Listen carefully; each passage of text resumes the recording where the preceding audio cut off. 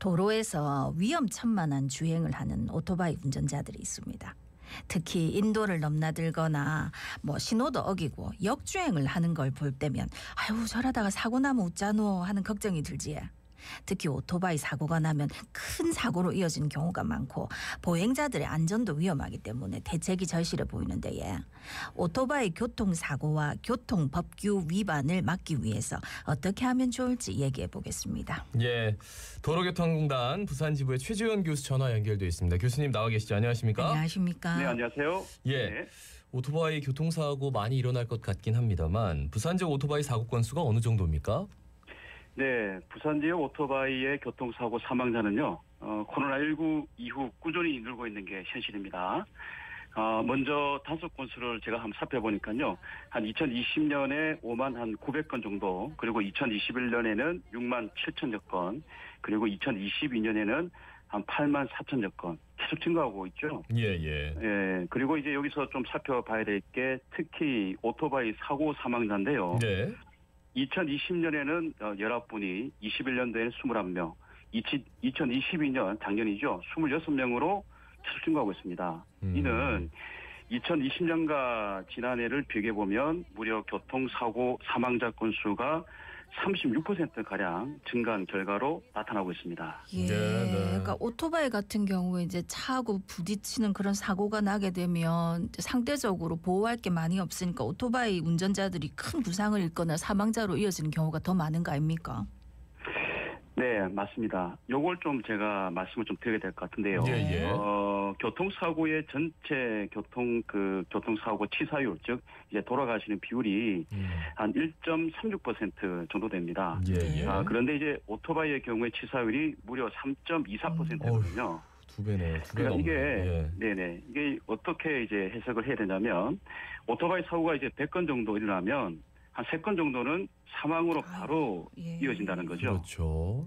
네, 이유는 일명 바퀴 4개가 달린 승용차의 경우에는 외부의 충격이 가해지면 차량의 프레임, 즉 뼈대 같은 게 있어서 사람을 보호하지만 오토바이 같은 경우는 어떻습니까? 충격이 그대로 운전자에게 가해지거든요. 네. 그러니까 아주 위험하다고 생각하시면 될 것 같습니다.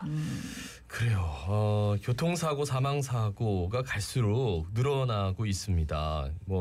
사망사고에 대해서는 말씀을 해주셨는데 그 이유를 좀 말씀해 주신다면 어디에서 좀 찾을 수 있을까요? 네, 아무래도 이제 오토바이 교통사고 건수와 사망자 수가 늘어나는 것은 우리 코로나19 2020년부터 좀 많이 발생했는데, 따라서 배달 문화가 확산되어서 아무래도 오토바이를 이용하는 배달이 많아지는 것을 좀 들 수 있고요. 네. 또 하나는 오토바이 수가 증가한 것이 하나의 원인이 되지 않을까 생각하는데, 실제로 부산 지역 오토바이 등록대 수가 2021년 13만 1,423대에서 지난해에는 13만 3,074대로 약 1,650대가 늘어나는 게 하나의 이유가 되지 않을까 이렇게 생각하고 있습니다. 네. 근데 이제 오토바이 운전 같은 경우에 이제 교통사고도 걱정이지만 안전모를 안 쓴다든지 여러 가지 불법 행위도 많이 일어나는 걸로 알고 있습니다. 주로 어떤 것들이 있습니까? 네, 금방 말씀하셨듯이 가장 흔히 볼 수 있는 게 안전모 미착용이죠. 오토바이 사고, 사망 사고 절반 이상은 머리에 충격에 의해서 사망하기 때문에 반드시 안전모를 써야 되는데요. 네. 그리고 반드시 안전모를 쓰게 되면 턱끈을 매야 합니다. 네. 이 턱끈을 매지 않을 경우에는 안전모가 벗겨지는 경우가 많아가지고 실제 충격이 가해졌을 때 안전모 역할을 제대로 하지 못하는 거죠.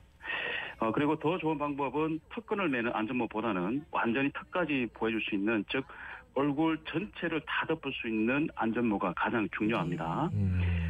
그리고 요전에 제가 출연한 부산 MBC에서 방영한 프로그램, 지금 MC분도 제가 한번 뵌 것 같은데, 브라보 돋보기 코너였어요. 네네.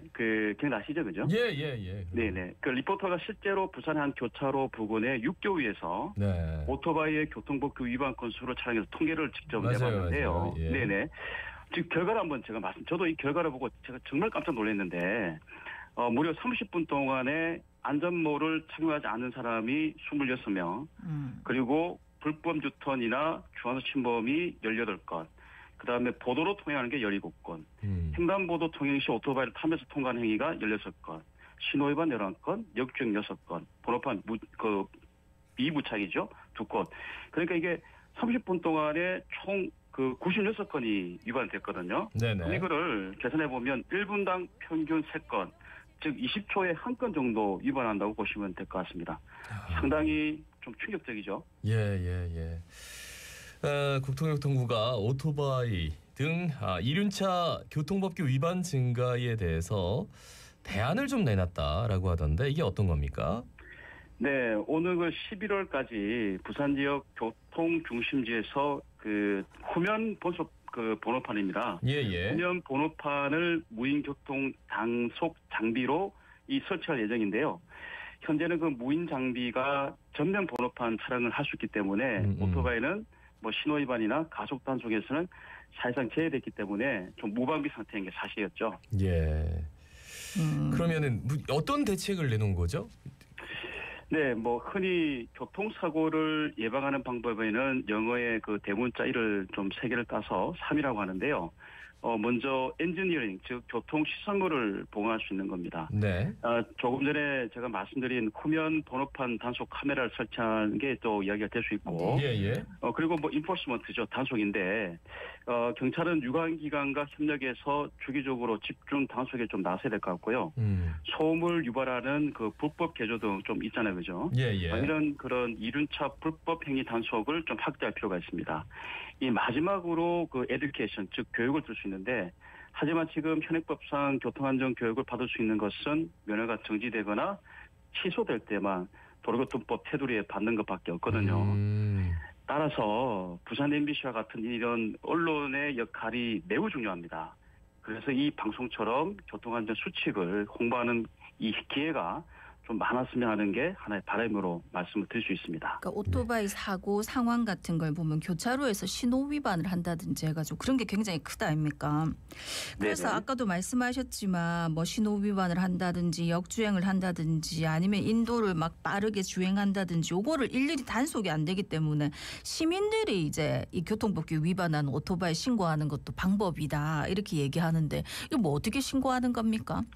이게 보기보다요 아주 간단합니다. 우리 지금 그 방송을 듣고 계신 분들 휴대폰을 다 갖고 계시잖아요, 그죠? 예.